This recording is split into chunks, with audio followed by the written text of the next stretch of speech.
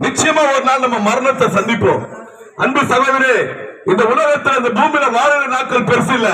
இந்த பூமியை விட்டு நம்ம போற நாள் எங்க போறோம்? வேதம் சொல்றது பரலோகத்தில் ஒரு சித்தம் நிறைவேறது போல இந்த பூமியில ஒரு சித்தம் நிறைவேறணுமா? அன்பு சகோதரே, ஒரு மனுஷன் நின்று இந்த பூமியில சொல்றாரு, உலகம் எங்கும் போய் தரித்திரமானவங்களுக்கு சுவிசேஷம் சொல்லு. அன்பு சகோதரே சகோதரியே, சுவிசேஷனா நல்ல செய்திங்க. நல்ல செய்தினா இந்த பைபிள்ல இருக்கிற நல்ல வார்த்தை தான் நல்ல செய்தி.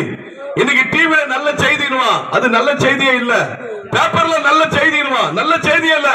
பெத்த தகப்ப பிள்ளைய கற்பழிச்சா நல்ல செய்தியா? 2 பேரை ஒருத்தன் கொத்துனா நல்ல செய்தியா? பகுதி வீட்டு பொண்ணை இன்னும் போயிட்டான், பொண்டாட்டிய தூக்க போட்டான், கிருஷ்ணாவதி கொல்தினா, இதுவா நல்ல செய்தி? இதுல இருக்கிற நல்ல செய்தி போல இந்த உலகத்துல வேற எதுவும் நல்ல செய்தி இல்ல. அன்பு சகோதரே, வேதம் சொல்றது பாவிகளை நேசிக்க இந்த பூமியில இயேசு வந்தாராம். உண்மையா சொல்றேன், இந்த இடத்துல நாங்க ஆடுறோம், நாங்க நிக்கிறோம்னா உண்மையா எங்களுக்கு தகுதியே இல்ல. எந்த தகுதியே இல்லாதவனுக்கு இந்த அன்பு கொடுத்ததுனாலதான் இவரை குறித்து நாங்க சொல்லாத இருக்க முடியல. வேதம் சொல்லுது, ஒருவன் சொல்லாவிட்டால் ஒருவனால கேட்க முடியாது, ஒருவன் கேட்காவிட்டால் தன் இருதயத்தில் விசுவாசிக்க முடியாது. புறப்பட்டு போய் சகல ஜாதிகளுக்கு சொல்லினாரு. ஏதோ இந்த பகுதியில எவ்வளவு கிராமம், எவ்வளவு வீடுங்க, எத்தனை தெருவுங்க, இந்த இயேசு குறித்து நாங்க சொல்லுகிறோம். அன்பு சகோதரே, அப்படி என்ன இந்த பைபிள்ல நல்ல செய்தி? உன்னை ஆசீர்வதிக்கவே ஆசீர்வதித்து உன்னை பெருகவே பெருக பண்ணுவாராம். அநேக ஜாதிகளுக்கு நீ கடன் வாங்க மாட்டியா, அநேக ஜாதிகளுக்கு நீ கடன் கொடுப்பியா. உன் வீட்டில் ஆஸ்தி ஐஸ்வர்யமா தங்கி இருக்கமா, நீ திகளுக்கு பயத்துக்கு தூரமா இருப்பியா. உன்னை சபிக்கிறவனை நான் சபிப்பேன், உன் பேர் மேல எரிச்சலா இருக்க வெக்கப்பட்டு போவான். உனக்கு விரோதமா உருவாக போற எந்த ஆயுதங்களும் வாய்க்காது. மந்திரம் சூனிய செய்வின உனக்கு வாய்க்காதுங்க. இன்னைக்கு வியாபாரத்தை கெடுக்கணும்னா மந்திரம், குடும்பத்தை கெடுக்கணும்னா செய்வின, வாழ்க்கையை கெடுக்கணும்னா குடி, கெஞ்சா, பலவிதமான பழக்கத்தில் ஜனங்கள் சீர்கட்டு போகிறார்கள். வேதம் சொல்லுது, என் ஜனங்கள் செத்ததுக்கு ஒரு காரணம், என் ஜனங்கள் அறிவில்லாதபடினால் சங்காரமாய் சீர்கட்டு போனார் வேதம் சொல்கிறது. அன்பு சகோதரே, நம்ம பாருங்க, இந்த உலகத்துல எல்லாத்துக்கும் அறிவுக்குது. இந்த உலகத்துல எப்படி வாழணும், வீடு எப்படி வாங்கணும், வீடு எப்படி கட்டணும் நல்லது. ஆனா தேவன் நம்மளை உண்டாக்குற தெய்வத்தை குறித்து எதுனா தெரியுமா? வானத்தையும் பூமியை உண்டாக்குறத பத்தி எதுனா தெரியுமா? உன்னைய எண்ணிய உண்டாக்குனாரு, அவரை பத்தி எதுனா தெரியுமா? நீங்க இந்த பைபிளை வாங்கி பாருங்க. வானம் யார் உண்டாக்குனது? பூமியை யார் உண்டாக்குனது? மனுஷனை யார் உண்டாக்குனது? நீங்க முதல் பேப்பர் எடுத்து படிச்சு பாருங்க. இதுல எந்த அன்பு சகோதரே, இந்த பைபிளை பத்தி வேதம் சொல்லுது, சத்தியத்தை நீங்கள் அறிவீர்கள், சத்தியம் உங்களை விடுதலை ஆக்குமா. அன்பு சகோதரே, இந்த உலகத்துல மனுஷனை சிருஷ்டித்தவர் இயேசு கிறிஸ்து. அவர் பாருங்க, ஒரு மனுஷனை படிக்கும் போதோ அவர் ஒரு பிளான் போட்டு படிக்கிறாரு. தன்னுடைய ரூபத்தின்படியே தன்னுடைய சாயலின்படியே மனுஷனை உண்டாக்குனாரு. அன்பு சகோதரே, மனுஷன் எங்க இருந்து உண்டாக்கப்பட்டான் தெரியுமா? ஒரே ஒரு கை மண் எடுத்து அவர் மூக்குல இருக்கிற சுவாசத்தை ஊதி விட்டாரு. மனுஷன் ஜீவாத்மா மாறினா. கடைசியா நீ எங்க போய் சேர போற தெரியுமா? நீ மண்ணில உண்டாக்கப்பட்ட, கடைசியா மண்ணில போய் படுக்க போற. அன்பு சகோதரே, நம்ம எங்க இருந்து வந்தோமோ கடைசியா முடிவு எங்க பார்த்தீங்கன்னா எந்த மண்ணில உண்டாக்குறாரோ அதே மண்ணில தான் நம்மளுடைய வாழ்க்கை முடியுது. அதனாலதான் மனுஷனுக்கு உணவு எங்க வருது? வானத்துல இருந்து வரல, எல்லாம் மண்ணில இருந்து தான் கிடைக்குது. இன்னைக்கு ஒரு வீடு வாங்கணுமா, மண்ணை தேடி ஓடுறோம். ஒரு காய்கறி வைக்கிறோமா, மண்ணை தேடி ஓடணும். இந்த பூமி தான் மனுஷனுக்கு ஆதாயம். ஆனா அன்பு சகோதரே, வேதம் சொல்லுது, கர்த்தரே நம்மளுக்கு ஆதாயமானவர். அன்பு சகோதரே, இன்றைக்கு கூட ஒருவேளை இந்த இயேசுவை குறித்து உன் தாயோ உன் தகப்பனோ உன் கூட பிறந்த அண்ணன் தம்பியோ உனக்கு சொல்லலனா, இன்னைக்கு இந்த இயேசுவை பற்றி நாங்கள் சொல்ல வந்திருக்கிறோம்.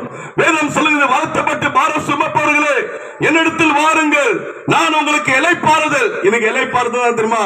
நிம்மதிங்க, ரெஸ்டுங்க, சமாதானங்க, சந்தோஷங்க. ஐயா, பணம் இருக்குது, வீடு இருக்குது, கார் இருக்குது, பங்களா இருக்குது, வேலை இருக்குது, பிசினஸ் இருக்குது, நிம்மதிக்குதா? அன்புக்குதா? கணவன் மனைவிக்குள்ள வருமானங்குதா? சமாதானங்குதா? சந்தோஷங்குதா? நீங்க பெத்த புள்ளி உங்களுக்கு கீழ்படுகிறாங்களா? இதுதாங்க முக்கியம். வேதம் சொல்றது, நீ உலகத்தையே வாங்கிக்கோ, காரை வாங்க, பங்களா வாங்க, எல்லாம் வாங்க, வானான்னு சொல்ல. ஆனா தன் ஜீவனை நஷ்டப்படுத்த உனக்கு என்ன லாபம்? அன்பு சகோதரே, இன்னைக்கு இந்த உலகத்துல சமாதானம் இல்லாத நீங்க இருக்கிறீங்களா? நிம்மதி இல்லையா?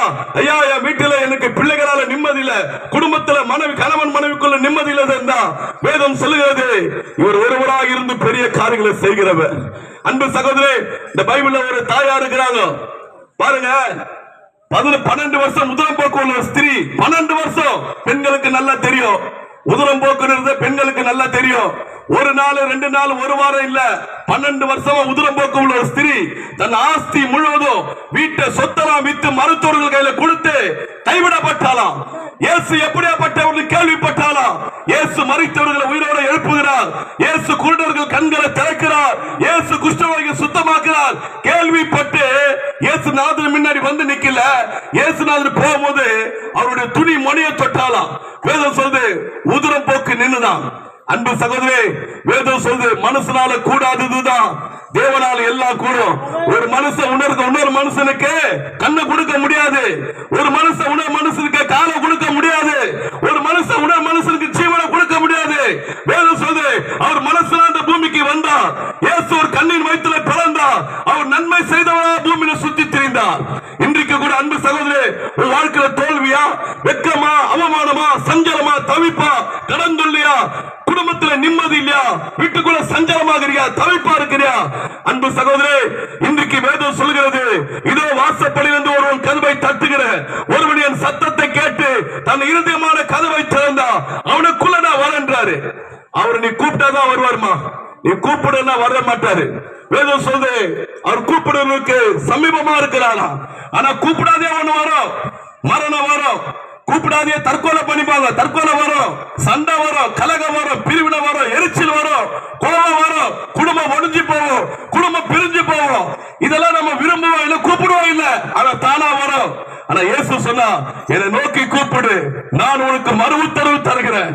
ஆபத்து காலத்துல என்னை நோக்கி கூப்பிடு, நான் உனக்கு மறு உத்தரவு தருகிறாரு. அன்பு சகோதரே, நாங்கெல்லாம் பாருங்க ரொம்ப சாமியார்லாம் இல்ல, எங்களை பார்த்தா சாமியார் மாதிரி ஆகுது. எல்லாம் எங்களை மூஞ்சிகளை பாருங்க, எங்க மேல எதுனா பக்தி தெரியுதா? பக்திலாம் எங்க மூஞ்சில ஒண்ணே இல்ல. பக்தி பெருசு இல்ல, புத்தி பெருசு. எதை சம்பாதிச்சாலும் புத்தியை சம்பாதி, எதை சம்பாதித்தாலும் நாணத்தை சம்பாதி. முத்துக்களை பார்க்கல நானும் விலையேறப்பட்டது. புத்தி இல்லாம, நாணம் இல்லாம, விவேகம் இல்லாம, அறிவு இல்லாம உலக காரியத்தில் சிக்கொண்டு பாவத்தில் விழுந்திருந்தோம். அன்பு சகோதரே, ஒரே ஒரு நாள் மரணம் கிட்ட வரும்போது தான் நம்மளுக்கு தெரியும் இன்னைக்கு நல்லா